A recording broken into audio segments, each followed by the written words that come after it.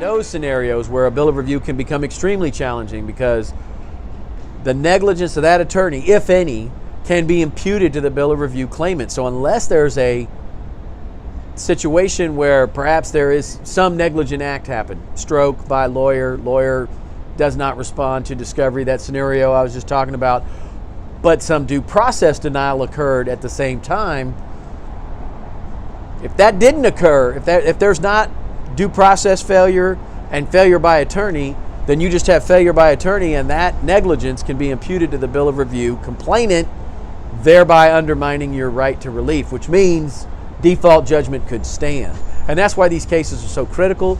You got to get ahead of them, you got to dig into them, and you got to be prepared to go the distance. Now look, sometimes the bill of review is just not the right remedy, and sometimes there is no way to challenge the finality of a judgment. When there is an allegation of fraud that rendered the judgment. So there's another scenario where you can challenge the finality of a judgment, and that is when fraud was how the judgment was procured. That is a difficult burden because fraud is an intentional tort. It is a type of allegation that requires proof of specific intent and knowledge. In other words, it's not accidental. And that's not an easy thing to prove. That's not an easy thing to prove.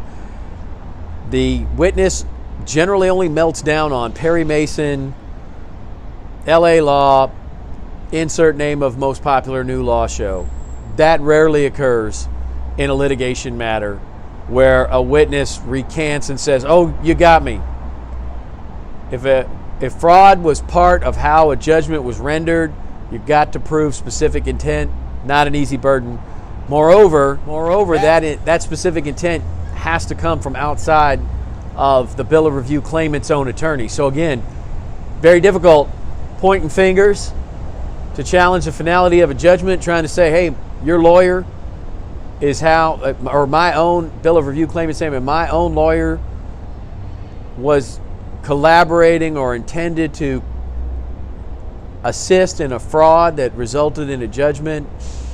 In other words, some allegation that the lawyer wanted to settle the case for peanuts to make a big payday or do something else that was not in that client's best interest. That is a high burden to prove that fraud from an external source, not the bill of review claimant, not the bill of review claimant's lawyer, from the other side, resulted in a judgment that is untrustworthy because it was obtained as a result of fraud. Extremely high burden, and I won't say impossible. Nothing. If we learned anything, nothing's impossible, but it's an extremely difficult burden. So anyway, in closing, what I would say is that if you're faced with a situation where a default judgment's been rendered against you, move on it quick.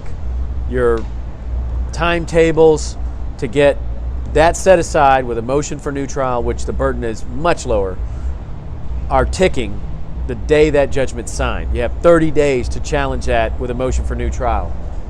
Once that 30 days is up, your only option left is a bill of review, and you only have so many years after that judgment is about. There's a 4-year statute of limitations on a bill of review. So again, not discovering that judgment for a long period of time could be absolutely detrimental, because if a claimant waited 4 years and 2 months to file an abstract of judgment and start collection proceedings, outside of some fantastic pleading under the discovery rule, which extends the statute of limitations based on an argument that the party didn't discover or could not have through its own diligence discovered that wrong until some point where the discovery rule would then extend limitations to the point of the discovery of the injury. And that's how that works. That's a high burden. Not always going to get that relief. At the end of the day, you got to be on the lookout for these things, because you just don't have that long to deal with them. And if you've got a situation where a default judgment was rendered against you and the stakes are high enough, you need to do some things to challenge it by filing a petition for bill of review.